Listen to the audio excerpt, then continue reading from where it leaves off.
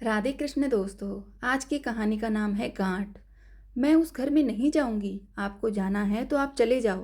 वैसे भी उस घर में कोई इज्जत और मान सम्मान तो मिलता नहीं है। आपकी मम्मी है, आपका भाई है। आपको जाना हो तो चले जाओ। नेहा ने एक सांस में ही सब कह दिया। राहुल ने ज़्यादा बहस नहीं की, क्योंकि उसे भी पता था कि नेहा के मन में जो गांठ पड़ चुकी है उसे खोलना एकदम से संभव नहीं है। इसके लिए उसे पहले घर जाकर अपनी मम्मी और भाई और उसकी पत्नी से बात करनी होगी। फिर वह नेहा से बात करेगा। ठीक है, मत चलो, पापा बीमार हैं तो मैं ही उनकी तबीयत पूछ कर आता हूँ। तुम यहाँ हमारी गुड़िया को संभालो। राहुल अपने घर के लिए निकल जाता है। राहुल जैसे ही घर पहुँचता है तो अकेले बेटे को देखकर माँ गीता जी गुस्से में भर आती हैं और बोलती हैं, थोड़ी भी लाज शर्म बची है तेरे अंदर या नहीं? अकेला चला आया, अपनी पत्नी को तो लाता। अब इस गर्मी में रसोई कौन संभालेगा? प्राची तो सुबह ऑफिस चली जाती है, शाम को तेरे जीजी जीजाजी भी आ रहे हैं बच्चों के साथ। अब मैं अकेली क्या क्या संभालूंगी? राहुल चुपचाप से सब कुछ सुन लेता है और माँ के पांव छूकर वह अपने पिताजी के कमरे की ओर चला जाता है। तभी छोटा भाई पुनीत भी इस ओर आते हुए दिखता है। आ गए भैया, भाभी को नहीं ला सकते थे क्या? ऐसे वक्त में भाभी को घर परिवार के साथ में होना चाहिए था। आखिर वह इस घर की बड़ी बहू हैं, उन्हें अपने कर्तव्य से पीछे नहीं हटना चाहिए। और यह कहते हुए वह अपने कमरे में चला जाता है। राहुल अपने ठहरे हुए कदमों को फिर से उठाता है और जाकर पिताजी की तबीयत पूछता है। वहीं बैठे बैठे उनके पैरों की मालिश करता है। सोचता है, इतने घंटे आए हुए हो गए, एक कप चाय तक का नहीं मिला उसे। वह वहीं बैठा रहता है। तभी बाहर से शोर शराबे की आवाज़ आने लगती है। उसकी बड़ी जीजी नीता और जीजाजी अनिल जी आ जाते हैं। वह सीधे पिताजी के कमरे में ही आ जाते हैं। दीदी रोने लगती है। पिताजी, आपकी देखभाल के लिए मैं आ गई हूँ। आप बहुत जल्दी अच्छे हो जाएंगे। बहू ना सही, बेटी तो आपकी सेवा करेगी। मुझे तो अपने कर्तव्य का पूरा ज्ञान है। मैं आपकी देखभाल करूंगी और यहीं आपके पास रहूंगी। नीता ने अप्रत्यक्ष रूप से यह बात राहुल को ताना देते हुए कही। राहुल सब समझ गया था, पर वह संस्कारों के चलते अपनी बड़ी बहन से कुछ नहीं बोला। नीता, माँ चाय मिलेगी क्या? इतनी लंबी यात्रा करके घर के जमाई और बेटी आए हैं और चाय का एक कप तक नहीं मिला। बेटी के उल्हाने गीता जी के कानों में गए तो उन्होंने चाय चढ़ा दी। उनके भी घुटने में दर्द रहता था। चिकित्सक ने ज़्यादा खड़े होने को मना किया था, पर क्या करती? सबके लिए चाय लाकर अकेली ही भोजन की व्यवस्था में लग गई। रात के 9 बजे प्राची ऑफिस से आई। सबसे औपचारिक बात की और भोजन करने लगी। गीता जी उससे कुछ ना कह सकी। नीता, माँ, मैं तो आज ही जा रही हूँ। आपकी बड़ी बहू तो काम के डर से आई नहीं और छोटी के अलग ही नखरे हैं। वह कभी सीधे मुंह बात ही नहीं करती है। अपना भोजन लिया और खाने लग गई। आखिर घर की बहू के कुछ कर्तव्य होते हैं या नहीं? राहुल, तू नेहा को क्यों नहीं लाया? अभी माँ को मदद मिल जाती। तुझे पता नहीं है कि माँ कितनी परेशान है? राहुल सब सुनकर इस बार चुप नहीं रहता है। जी, आप भी तो माँ की मदद करवा सकती हो। अभी तो पिताजी से आप यही कह रही थी कि मैं तो यहाँ आपकी सेवा के लिए आई हूँ। अब पिताजी इतने बीमार हैं और माँ के भी घुटनों में दर्द है, तो भोजन आप भी बना सकती थी। राहुल की बातें सुनकर नीता सकपक सी गई। तू भी बोल ले, तेरी पत्नी तो हमें इज्जत देती नहीं है और तू भी सुना रहा है। हाँ, मेरी पत्नी किसी को इज्जत नहीं देती, क्योंकि आप सबने उसे कभी इज्जत नहीं दी। उसके मन में आप लोगों के प्रति जो गांठ पड़ गई है, आप सबके ताने, बातों और व्यवहार ने उसका कलेजा छलनी कर दिया है। आज वह भी अपने ससुराल आती अगर आप सबका प्यार व्यवहार उसके प्रति थोड़ा भी अच्छा होता। आप सबको याद है जब वह विवाह करके घर में आई थी, आप सबने मिलकर उसका क्या हाल कर दिया था। मैं तो नौकरी के कारण दूसरे शहर चला गया था। तब वह गर्भवती थी। उसे भर पेट खाना भी नहीं दिया जाता था। सुबह 5 बजे से लेकर वह रात तक अकेले घर का काम करती रहती थी। उसकी थकान, उसके पैरों की सूजन, उसके खाने पीने की इच्छाओं की उपेक्षा कर दी जाती थी। माँ की तरफ मुंह करके पूछता है, माँ, आप तो खुद 3 बच्चों को जन्म दे चुकी हैं। आपको नहीं पता था कि गर्भ अवस्था में एक होने वाले माँ की क्या इच्छाएं होती हैं, उसे किन शारीरिक और मानसिक परेशानियों का सामना करना पड़ता है। उस वक्त आपके तानों से ज़्यादा उसे आपकी मदद और आपकी देखभाल की ज़रूरत थी। कभी आपने उसकी पसंद पूछकर उसे उसकी मर्जी का कुछ भोजन बनाकर खिलाया था? और आप उम्मीद करती हो कि वह यहाँ आए और आपके जमाई की खातिरदारी करती रहे। यह सुनकर गीता जी ने अपनी नज़रें झुका ली। राहुल इस पर भी चुप नहीं हुआ। नीता जी, आप भी तो माँ थी। उस समय होने वाले दर्द को आप नेहा का नाटक क्यों बताती थी? बताइए ना। सिर्फ इसलिए कि वह एक बहू है, और बहू का दर्द सिर्फ नाटक ही क्यों समझा जाता है? उसकी तकलीफों को नज़रअंदाज क्यों कर दिया जाता है? आपका भाई कुछ महीने यहाँ नहीं था तो आपको उसे बहन के सम्मान स्नेह देना चाहिए था।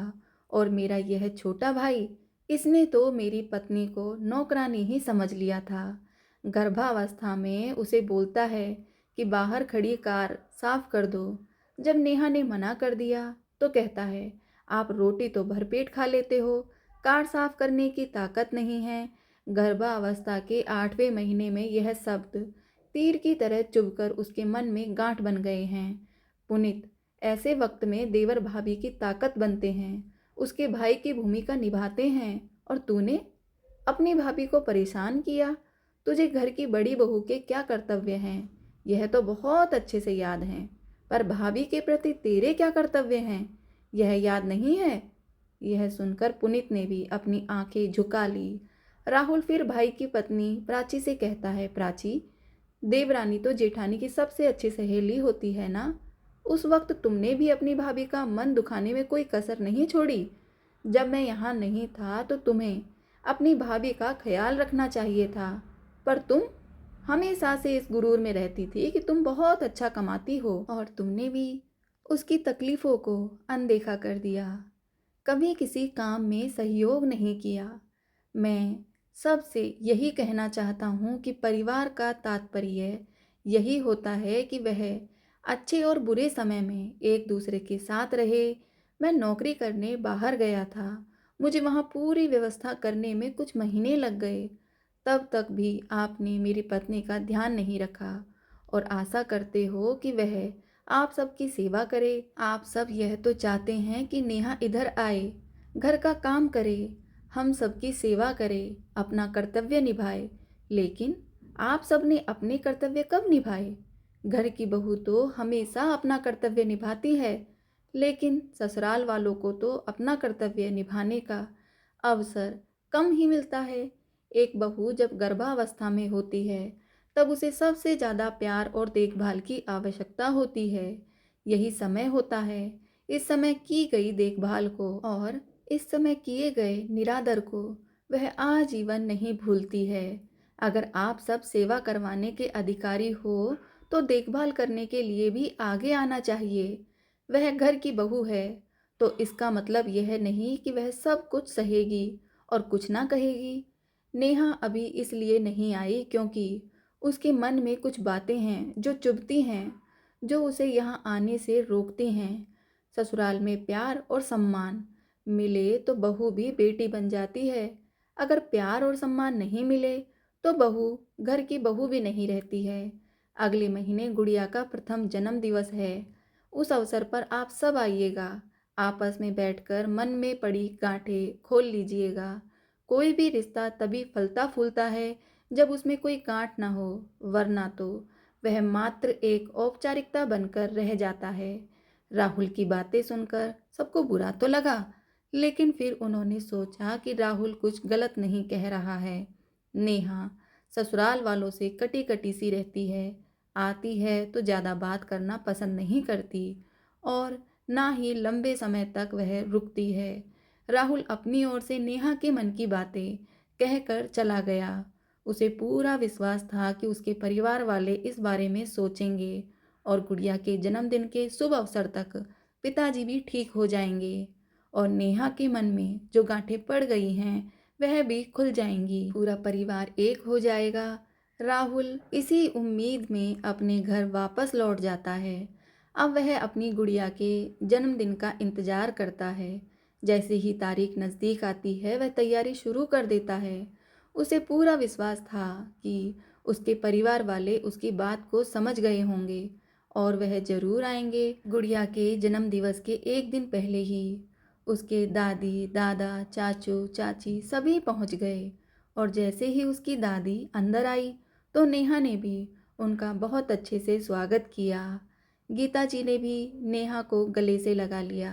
देवरानी प्राची ने भी नेहा के पैर छूकर उसे गले से लगा लिया। सब अंदर चले गए। नेहा ने सबकी खूब खातिरदारी करी। चाय नाश्ता और फिर खाना खाकर सबने रात तक ढेर सारी बातें की।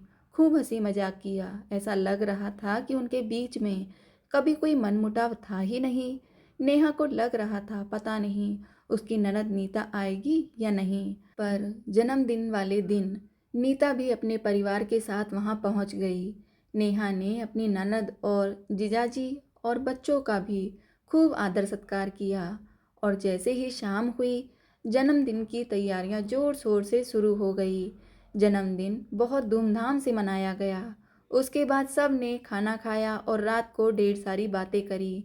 अगले दिन ननद और उसके परिवार वाले और नेहा के देवर देवरानी भी साथ में ही निकल गए क्योंकि उनको जॉब पर जाना था। पर इस बार सबके मन में जो गांठें पड़ गई थी वह खुल गई। पर नेहा की सास और ससुर कुछ दिनों के लिए वहां रुक गए। अब नेहा को अपनी सास में अपनी माँ नजर आने लगी और गीता जी को अपनी बहू में अपनी बेटी नजर आने लगी। दोनों का रिश्ता अब बहुत ज़्यादा अच्छा और मजबूत हो गया और जो भी उनके मन में गिले शिकवे थे वह सब भी निकल गए। तो दोस्तों आपको हमारी आज की कहानी कैसी लगी कमेंट में बताना ना भूलें। धन्यवाद दोस्तों, मिलते हैं दूसरी कहानी में। तब तक के लिए राधे कृष्ण दोस्तों।